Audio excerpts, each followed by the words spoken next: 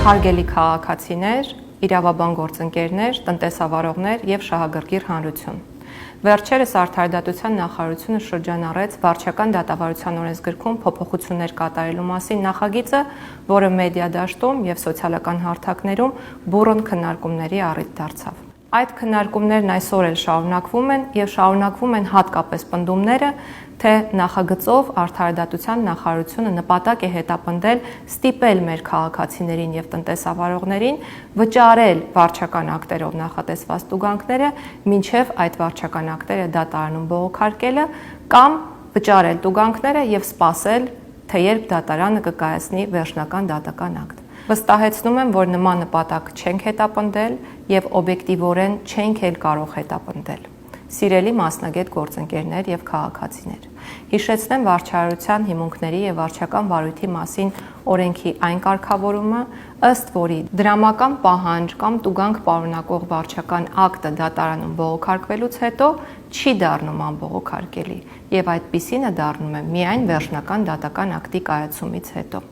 Այսինքն, հայտարարություններն այն մասին, թե նախարարությունը նպատակ է հետապնդել ստիպել քաղաքացիներին կամ տնտեսավարողներին վճարել վարչական ակտերով սահմանված տուգանքները եւ հետո դիմել դատարան, իրականությանն ուղղակի չեն համապատասխանում։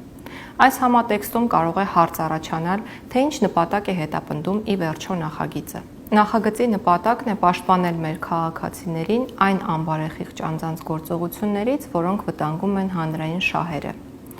Տուգանքի հետ չկապված մյուս բոլոր վարչական ակտերի պարագայում նախագիծը նախատեսում է հնարավորություն, որպեսզի վարչական ակտի բողոքարկման պարագայում վարչական ակտի գործողությունը ավտոմատ կերպով չկասեցվի։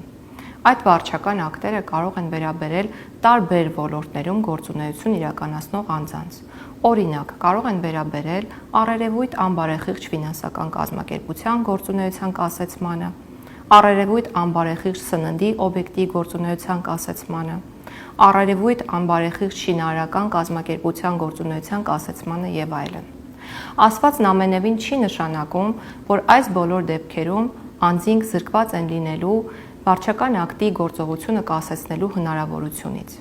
Դրա համար միայն անհրաժեշտ է լինելու, որպեսզի կողմը դատարանին ներկայացնի միջնորդություն վարչական ակտը կասեցնելու վերաբերյալ, դրանով դատարանին հնարավորություն տա քննարկել միջնորդությունը հաշվի առնելով դրա հիմքում ընկած բոլոր օբյեկտիվ հանգամանքները եւ կայացնել անաչառ որոշում։ Հարգելի քաղաքացիներ, սա այն երաշխիքն է, որը միտված է բալանսավորելու մասնավոր եւ հանրային շահերը։ Հարգելի գործընկերներ եւ քաղաքացիներ, մենք կարևորում ենք յուրաքանչյուրի կարծիքը մեր յուրաքանչյուր, այդ թվում այս նախաձեռնության վերաբերյալ։ Ուստի որոշել եք նախագծի հետ կապված կազմակերպել հանրային քննարկում, որին կարող եք մասնակցություն ունենալ ստորև ներկայացված հղմամբ գրանցվելու պարագայում։